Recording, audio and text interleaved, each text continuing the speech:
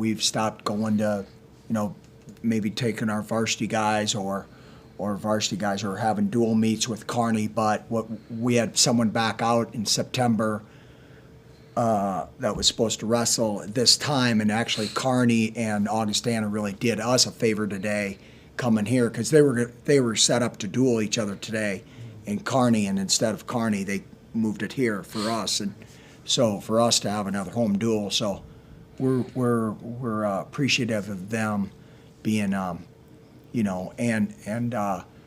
also Augustana, to be come down here and wrestle with us and so it's pretty good. It's good for it's good for local people and Nebraska people to see guys like Blake Cushing that one of their own and compete against another in-state school, and so it's always good. It's great. It's just competition, and it gives ourselves a good opportunity to show what our team is all about.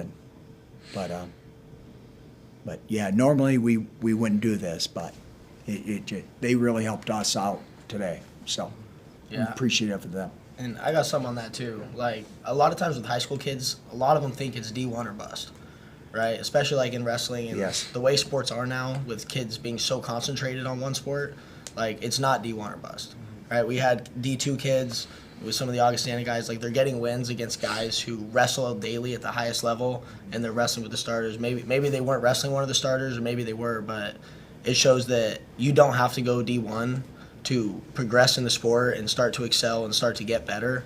So, like, a lot of the D2 guys, like, they could probably All-American at D1. They could definitely win some matches at the tournaments and stuff. And I feel like tonight showed that there's an alternative route for the high school kids who may not be highly recruited, or maybe they're not getting the money that they want to go D1. Like, hey, you can go D2, you can get some of your school paid for, you can start getting better, you can make those jumps and take those steps to transfer to a D1, or stay at D2 and finish out your career there.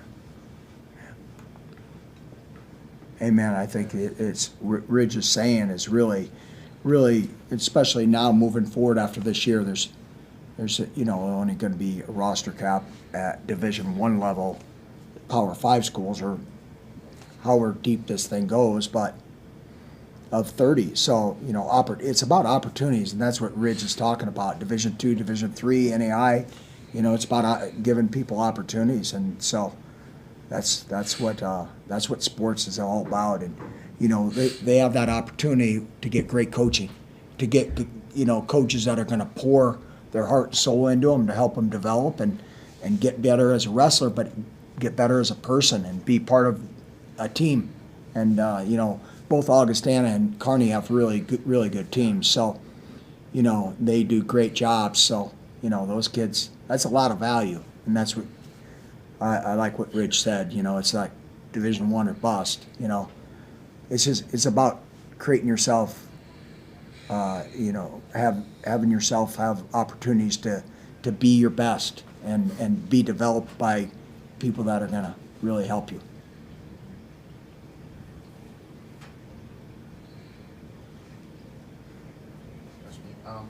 Okay, then on that kind of same note, Blake, to be somebody that, you're not quote unquote the starter, okay? So when they send you out, if you're Augustana or UNK, you're like, hey, you could beat this guy.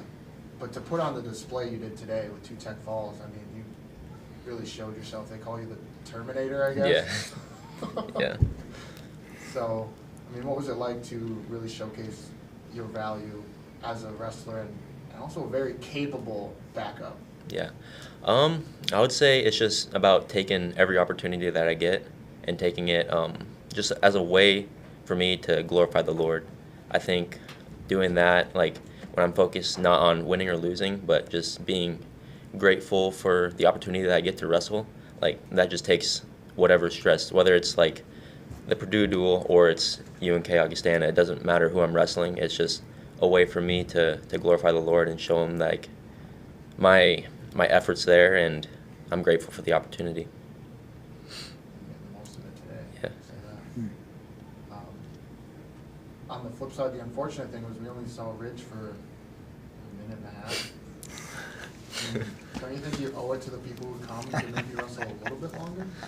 I mean, I don't know. I feel like I did some cool stuff out there. I was entertaining, Yeah, right? for sure, But for sure. like we work every single day to go out there, get falls, score a bunch of points, and I was really focused on the stuff that we were doing all week in practice. Like I lost in Vegas, there were things that we saw, things in the matches that were close that I needed to work on, and we really hit that hard this week and last week in practice, and just dialing in on the little things, and wrestling someone who's maybe not at the level of the kids that I'm going to compete against later in the season. Like that's a good time to really go out there and let it rip, push the pace early, score a bunch of points, work on the stuff I've been doing in practice, and really just key in on those little things.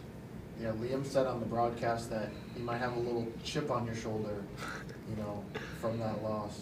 Is that accurate, or do you I don't know if I would say I have a chip on my shoulder, but it's definitely a little bit of a wake-up call.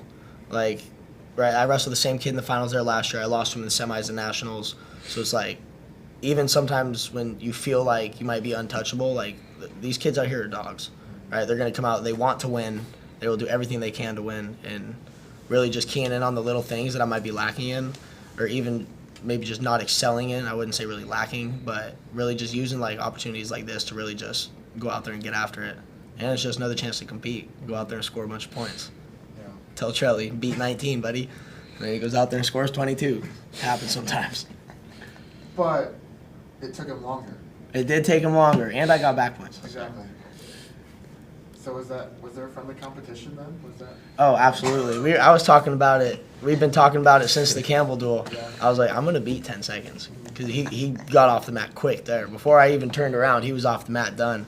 So I was like, I'm 10 seconds. I'm coming for it. Yeah. But obviously it didn't get done in 10 seconds. But I walked off, and when I was walking back, I walked past him. I said, I put up 19. See if you can beat it. He went out there and got 22. He did it.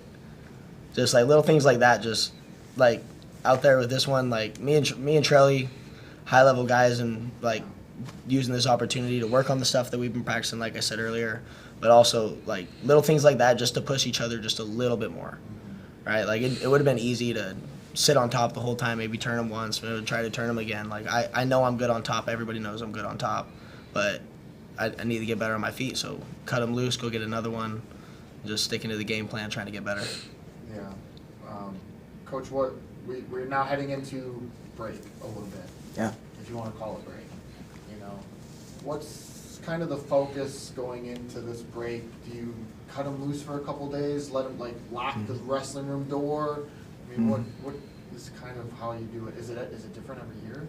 That's quite No, a it's question. it's very similar. We usually take 6-7 days off, and that's what this break will be today. We had 4 young men compete today: Christian Minto, Lenny Pinto, Christopher Mento, Lenny Pinto, playing words there.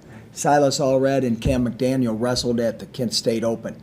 And so all 4 of those guys won that tournament, and they dominated their opponents. And, for various reasons, most of those guys, because Silas was hurt at Las Vegas, Cam McDaniel was kind of banged up, lost some tough matches. He needed just more experience. Lenny Pinto didn't have a good Vegas. He needed to just re-energize himself, go out there and kick some guy's butt, and he did.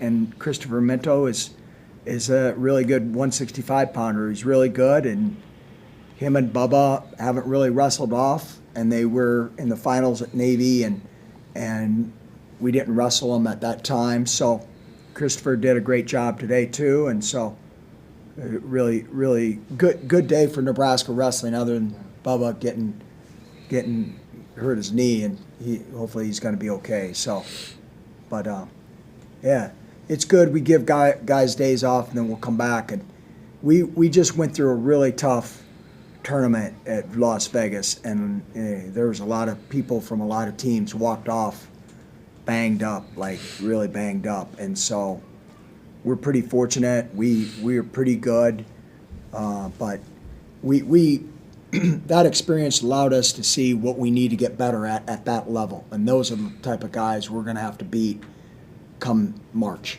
And so we've just loaded up on that and kept those notes, and we're just going to keep hammering that away, and we're going to get a lot better in the next couple of weeks before. We compete January 5th with UNI, and then we start our Big Ten season here January 11th with Minnesota.